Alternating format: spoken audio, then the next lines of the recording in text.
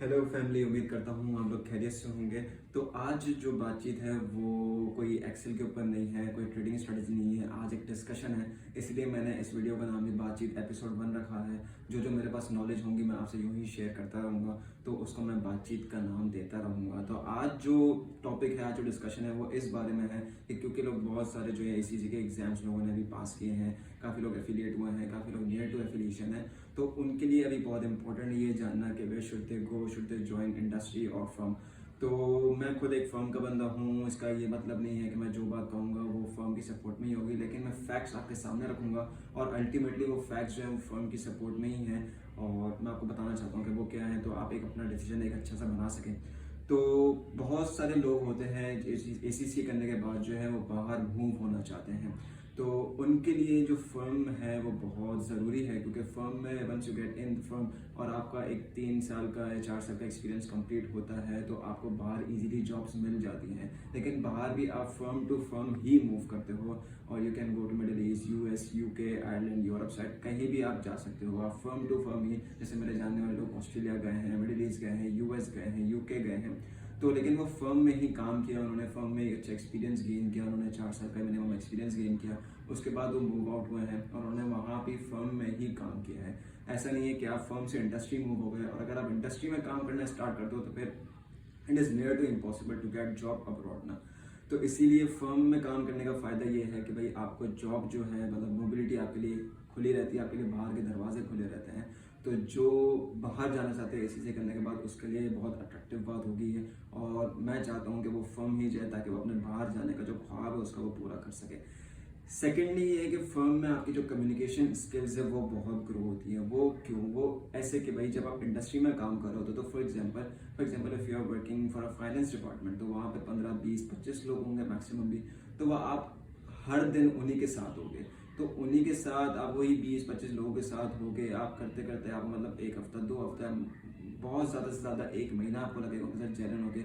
Once you get gelled in with them, तो फिर क्या होगा? फिर मतलब कोई एक अलग से कम्युनिकेशन नहीं है आपके लिए। लेकिन अगर फर्म में काम करते हो तो फर्म में आप क्लाइंट टू क्लाइंट जाते हो, और पहले तो क्लाइंट टू क्लाइंट जाने के लिए टीम्स डिसाइड होती है। तो वो टीम्स में हर दफ़ा ज़्यादातर होता है कि अलग अलग बंदा होता है जो आपके साथ काम कर रहा होता है। तो मतलब हर क्लाइंट पे आप एक अलग टीम के साथ काम कर रहे होते हो, एक अलग तरह की कम्युनिकेशन वहाँ पे होती है। तो इस तरह की आपकी कम्युनिकेशन स्किल्स बिल्डअप होती है।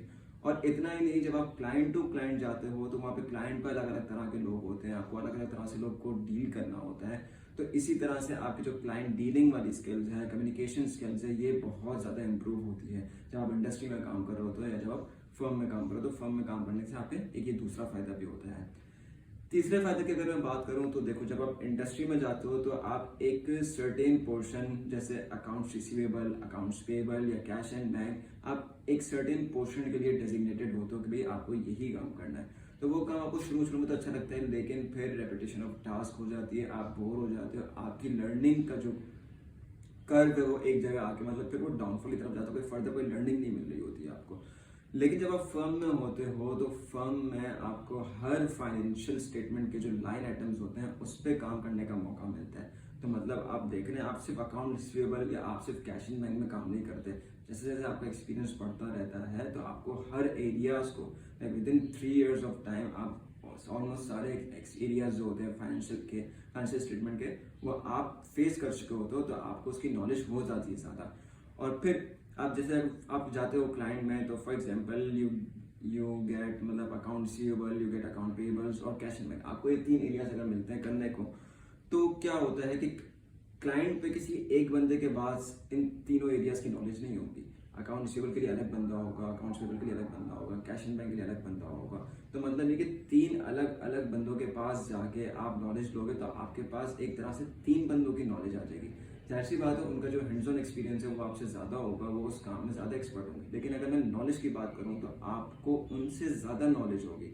तो इससे एक और फायदा जनरेट होता है, वो ये होता है कि अगर आपको फर्म से इंडस्ट्री मूव करना हो, बीइंग इन पाकिस्तान, मतलब आपको अब्रॉड ना जाना हो, तो जिन जिन आप इंडस्ट्रीज का आप ऑडिट कर चुके होते हो या कुछ होता है, तो आपको वहां से भी ऑफर्स आती है, क्योंकि वो भी समझते हैं कि यार इस बंदे को नॉलेज है। और आप उनके साथ काम करते हो, और अगर आप अच्छे से काम करते हो, आप उनसे बातचीत वगैरह अच्छी रखते हो, तो उनको भी समझ में आता है कि यार ये बंदा काफ़ी कॉम्पिटेंट है, अगर ये हमारी इंडस्ट्री में आएगा तो ये काफ़ी बेहतरी ला सकता है। उसके अलावा ये कि आप जब एक एक्सपीरियंस पोजीशन पे आ जाते हो तो आपको क्लाइंट्स लीड करने को मिलते हैं। बाय लीडिंग आई मीन कि आप जो हो टीम के हेड हो जाते हो, तो उसमें आपको एक अलग तरह का एक्सपीरियंस, अलग तरह का एक्सपोजर मिलता है कि आप अपने साथ एक 5-6 लोगों की टीम को साथ लेके चलते हो।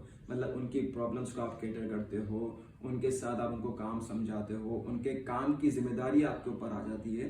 तो एक रिस्पॉन्सिबिलिटी वाली जो फील है ना, वो आपको मतलब पता चलता है कि यार वो क्या चीज़ है फर्म में रहते हुए।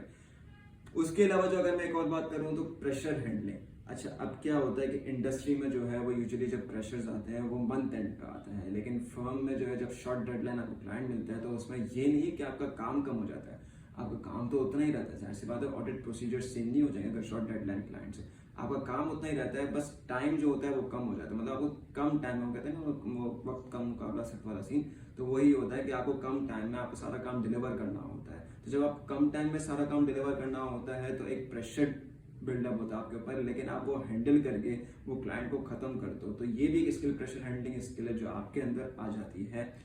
Last but not the least वो ये कि आप फिर एक अपनी खुद की फर्म खोल सकते हो। मतलब ये मुझे नहीं पता कि मेजॉरिटी लोग ये सोचते भी होंगे या नहीं, लेकिन आपके अंदर एक जाहिर सी बात स्किल आ जाएगी, आपके अंदर क्लाइंट्स डीलिंग होगी, सब कुछ होगी, आपका एक नाम बन जाएगा। लेकिन उसके लिए आपको काफ़ी एक्सपीरियंस होना पड़ेगा। ऐसे नहीं कि 3-4 साल एक्सपीरियंस करके आपने अपनी फर्म खोल दिया, ऐसा नहीं है। उसके लिए आपको एक काफ़ी ज़्यादा एक्सपीरियंस चाहिए होगा, और वो जाहिर सी बात है ज़्यादा एक्सपीरियंस को कैटर करते हुए आप अपनी एक फर्म भी खोल सकते हैं। तो ये कुछ बातें थी, ये कुछ फैक्ट्स है जो मुझे लगते हैं कि भाई ये इंडस्ट्री वाले में शायद इतने नहीं होंगे, फर्म वाले में होंगे। मैं डिग्रेड नहीं कर रहा ऑब्वियसली इंडस्ट्री को, लेकिन मैं कह रहा हूँ कि भाई जो जैसे मोबिलिटी के बारे में जानता है, जो चाहता है बाहर जाना, उसके लिए फर्म बहुत ज़रूरी है। प्रेशर हैंडलिंग ये बिल्कुल है, ऐसा केस है, क्योंकि मैं फर्म का बंदा हूँ, मैं जानता हूँ। तो आपके अंदर ये स्किल्स ज़रूर आती हैं। अब हो सकता है, मतलब ज़रूरी है ये बात कि मुझसे कुछ लोग फेवर में होंगे, कुछ लोग अगेंस्ट में होंगे। जो लोग अगेंस्ट में होंगे डेफिनेटली वो इंडस्ट्री के ही होंगे। मैं चाहता हूँ वो लोग सामने आए, वो अपने पॉइंट्स रखें, अपनी बात रखें, ताकि मैं फर्दर डिस्कशन कर सकूँ इस बात में और आपको एक बहुत अच्छा एक आपको एक पाथ दे सकूँ कि आपको कहाँ जाना चाहिए। लेकिन अभी के हिसाब से जो मैंने आपको बातें बताई है, अभी के हिसाब से, मेरे हिसाब से आप लोगों के लिए फर्म बेहतर है। अगर आप ये पॉइंट समझ में आते हैं और अगर आपको मोबिलिटी चाहिए तो आंखें बंद करके भाई फर्म में जाओ, और make sure that you get in big four, क्योंकि बिग फोर की एक जाहिर सी बात एक अलग इंपॉर्टेंस है उसकी। और बाहर भी जब आपकी जॉब्स ओपनिंग आती है तो आपने नोटिस किया होगा कि वो मेंशन करते हैं एलिजिबिलिटी क्राइटेरिया में कि अगर एक्सपीरियंस फ्रॉम बिग फोर है then you are eligible for the firm. तो बिग फोर में जाएं, काम सीखें, काम करें, 3-4 साल एक्सपीरियंस लें, और अगर आपको बाहर मूव होना है फिर आप बाहर जाएं, आपके लिए फ़ायदेमंद होगा। उम्मीद करता हूँ आपको आज की बात समझ में आई होगी। इसी तरह से बातचीत के एपिसोड्स आते रहेंगे। जो नॉलेज मेरे पास होगी मैं आपसे शेयर करना चाहूँगा, और बाकी जो हमारा एक्सेल और ट्रेडिंग स्ट्रेटजी है वो तो चलता ही रहेगा।